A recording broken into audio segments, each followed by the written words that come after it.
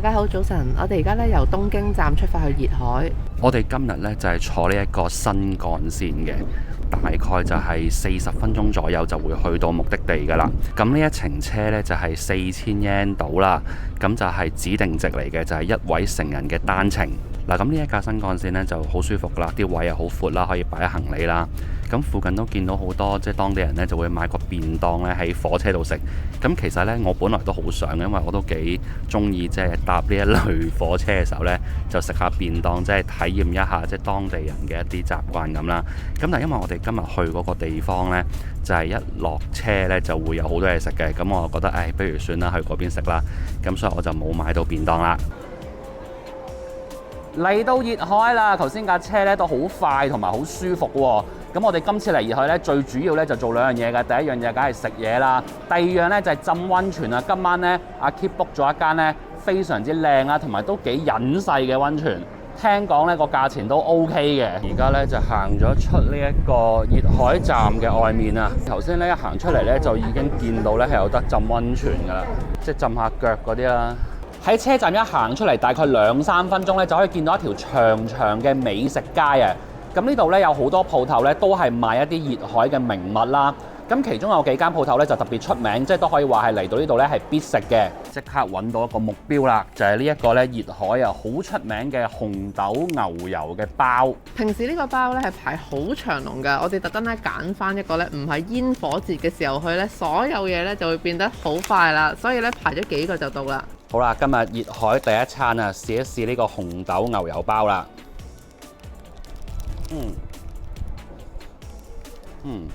佢呢個包呢，就算唔食嗰陣即係牛油嘅醬呢，其實個包本身已經好重牛油味，然後再加埋佢嗰個紅豆蓉呢，係好香好甜嘅。成個包呢，滿滿都係餡啊，完全係爆晒，根本你係食嗰堆餡，其實個包只係去 hold 住嗰堆餡嘅啫。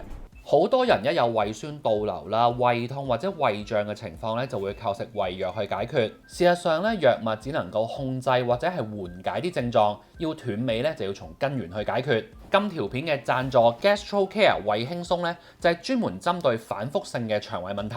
佢唔係胃藥，而係以天然成分長效護胃嘅保健品。根據廠商資料，佢可以從根源解決胃痛、胃酸倒流、火燒心、胃黏膜損傷、消化不良同埋乳糖不適嘅困擾。胃輕鬆含有日本專利益生菌 LJ88， 只需要服用2個星期就可以抑制幽門螺桿菌，服用3星期就可以改善胃酸倒流。一般嚟講咧，每日餐後可以食1至2粒長效護胃。如果有胃脹或者更加嚴重嘅問題咧，就可以食2至3粒去緩解有關嘅不適。影片 info box 咧會有優惠券可以減20蚊，零售點同其他優惠詳情咧亦都可以喺下面揾到。嗱，當然啦，如果你有疑問嘅，最好都係請教翻廠商或者係你嘅家庭醫生。咁啱啱咧，我哋又買咗嘢咯喎。咁呢一個咧係一個炸嘅海鮮餅啊，同埋啲海鮮棒咁樣樣。好啦，我哋食咗呢一碌先。呢一碌係咩呢？好多材料嘅喎，有烏賊、紅蘿蔔、木耳、洋葱、蓮藕同埋仲有啲貝類嘅。直情見到啲帶子喺裏面一絲絲咁。呢個係370 yen。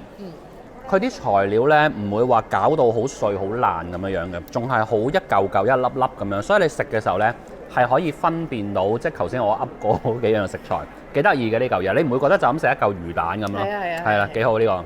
好啦，跟住食第二碌咯喎，呢一個呢就400 yen，咁呢就係有蝦啦、蛋黃醬啦、洋葱同埋葱嘅。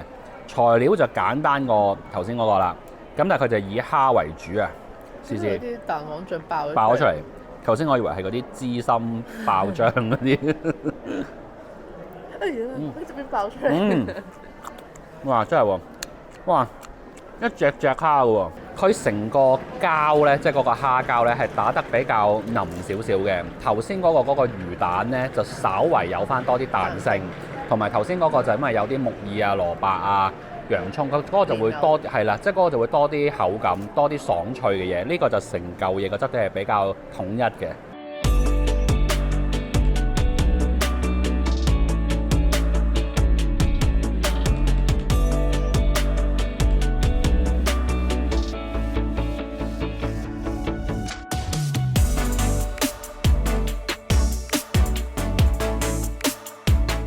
嚟到熱海嘅呢一條美食街啦，或者叫做名店街呢，咁除咗話可以掃街食下啲小食啊，買下啲三文治啊、甜品之外呢，當然仲可以揾間餐廳坐低食下好嘢啦。咁呢度最出名呢，就係食海鮮檔。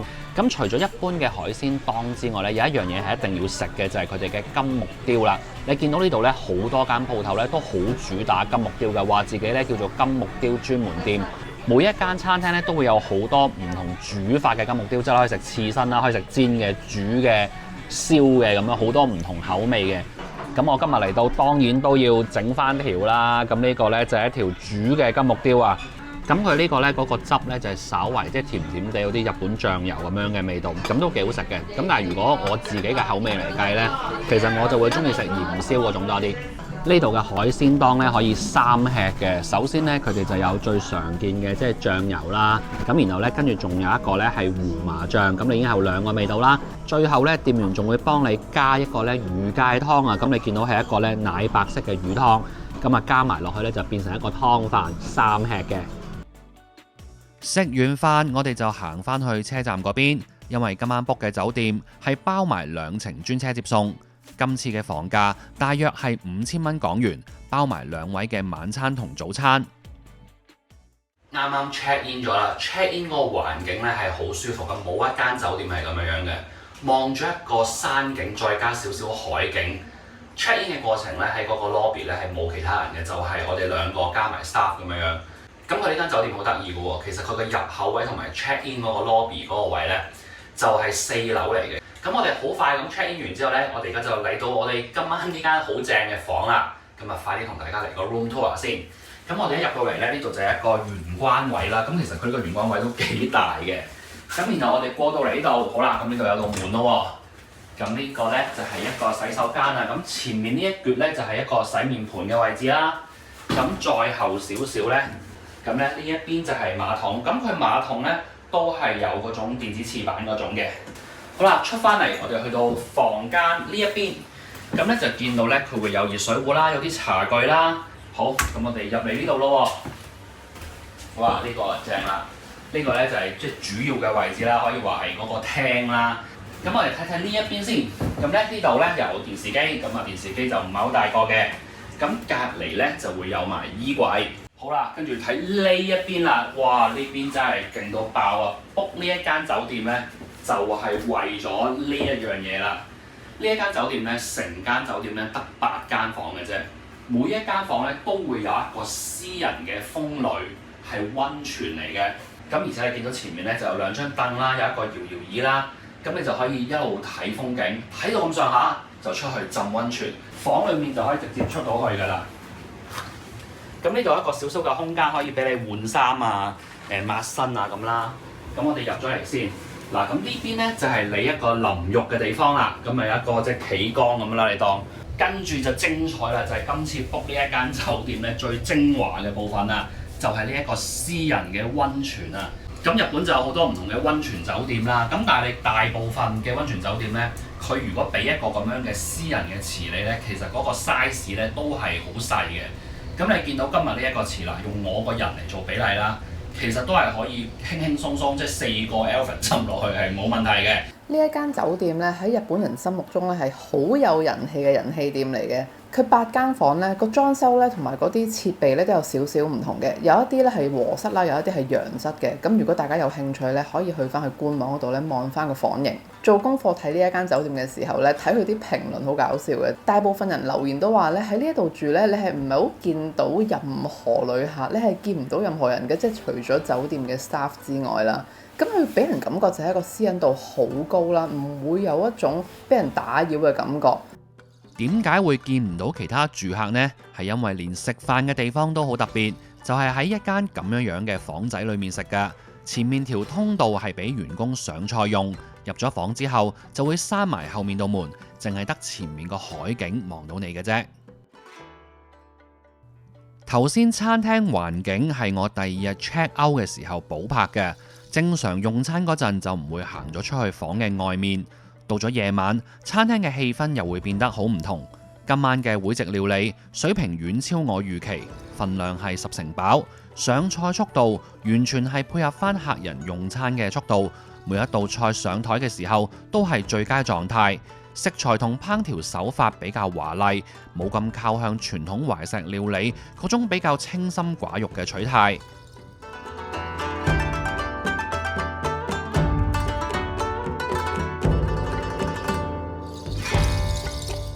食飽飽，我哋就返房啦。按照慣例，員工亦趁我哋用餐嘅時候幫我哋開床。入夜之後，出面個溫泉亦都唔同咗 feel。你哋中意日頭定夜晚啊？好啦，咁我哋呢而家就食完飯上咗房玩咗陣啦。咁跟住呢兩樽係乜呢？就係今日我哋喺熱海，即係商店街、美食街嗰邊呢，就買咗兩個都係人氣 product 啦。呢個係牛奶布丁，咁呢個呢就係士多啤梨味嘅牛奶布丁，咁呢個呢就係最多人氣、最多人買個款嚟嘅。咁我哋而家就開嚟食啦。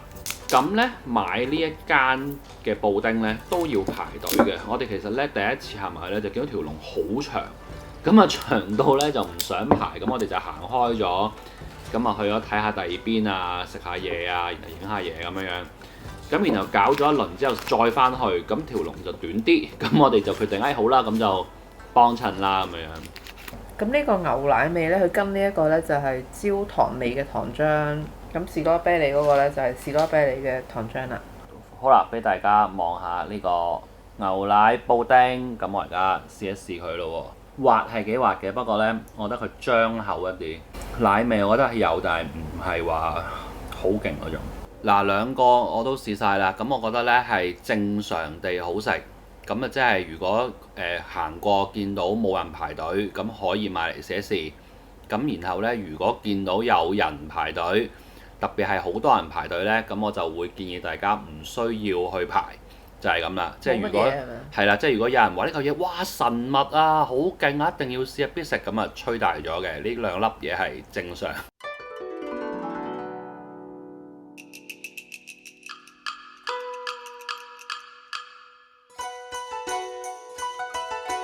咁多位早晨啊！我而家咧就喺 JR 嘅來公站喎。咁今朝咧我大概咧就係8點幾起身啦。點解要咁早起身呢？就因為要食早餐啊。咁呢一間溫泉酒店嗰個早餐咧就分咗兩個時段嘅，就係8點同9點。咁我梗係揀9點啦。咁呢個早餐咧就非常之豐富啦，係一個日式和風嘅早餐啦。最主要嘅食材咧就係有一條烤魚啦。咁然後仲有一碗咧就係一個汁煮嘅豆腐牛肉啦。咁然後就有大量嘅植物啦，咁然後仲有一碗麵豉湯啦，咁嗰個麵豉湯咧就落咗好多蜆嘅，都好大隻，成個湯係充滿住蜆味。呢間酒店咧就好好嘅，就係 check in 同 check out 嘅時候咧，佢都包咗車嘅。咁佢包車咧就唔一定係酒店自己車，因為我哋check in 嗰程就係酒店自己車啦。咁 check out 嗰程咧，佢就幫我哋 call 咗的士。咁但係嗰個的士就佢哋酒店嗰邊俾咗錢嘅，咁我哋就唔使俾噶啦，佢就直接車你去目的地嘅。咁目的地咧就唔係話你中意去邊就去邊嘅，佢就揀咗就只能夠去兩個唔同嘅車站啦。一個就係我哋尋日去嗰個熱海站啦，另外一個咧就係我哋而家喺呢個位啦，就係來公站啊。咁我哋而家咧就會喺來公站呢邊咧玩下嘅。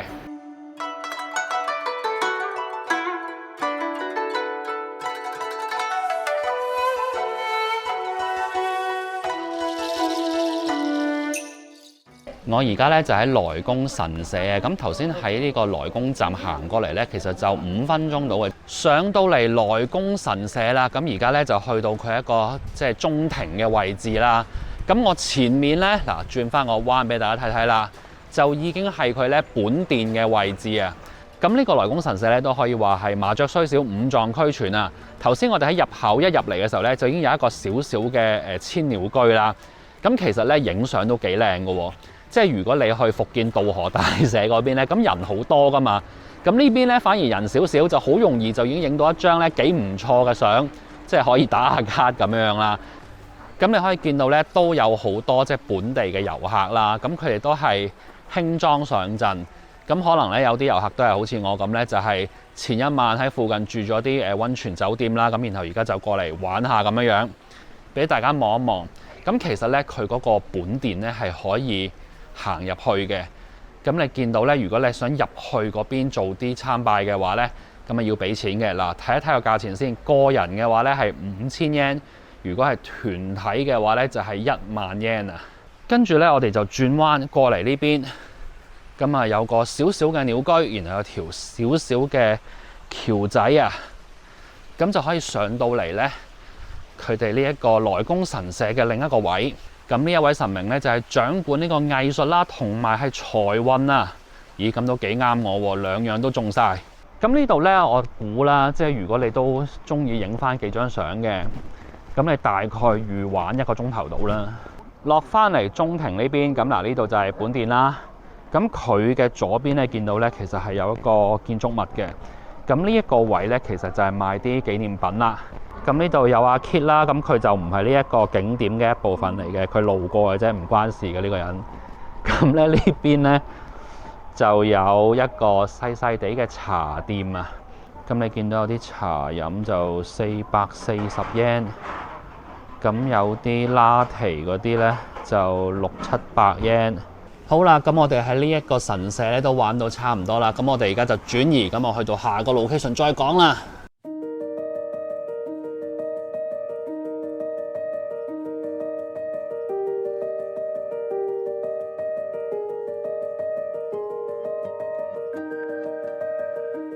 連續搭咗呢條係第3條。非常之長嘅扶手電梯，搭極都未搭完，我以為自己玩緊機動遊戲啊！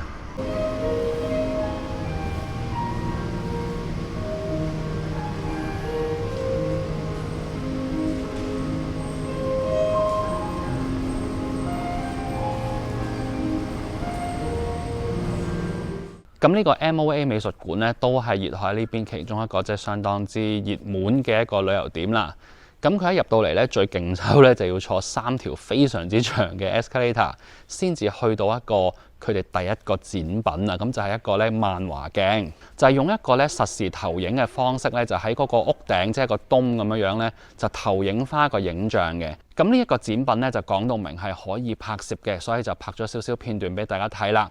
咁呢度平台位最勁呢，嗱，俾大家睇睇啦。呢個係我嘅 POV 啊！哇，有一個呢超級遠、超級闊嘅海景。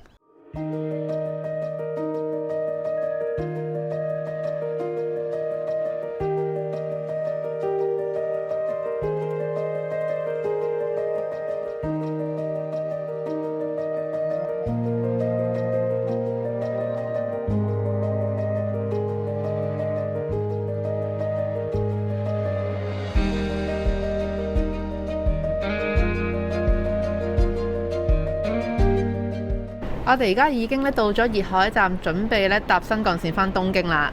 今次呢個2日1夜嘅熱海之旅咧，行程咧非常之緊湊，咁咧就多謝我老婆咧就安排咗一個咁揼冚、非常之 fit 到漏油嘅一個行程。咁呢啲功課都係佢做嘅。嗱，如果你都中意今日呢一種即係溫泉酒店啦、一泊二食啦，咁就要留意下一條片啦，因為咧我哋跟住下個禮拜咧就會去箱根。咁我哋而家就返東京啦，我哋下條片見。拜拜。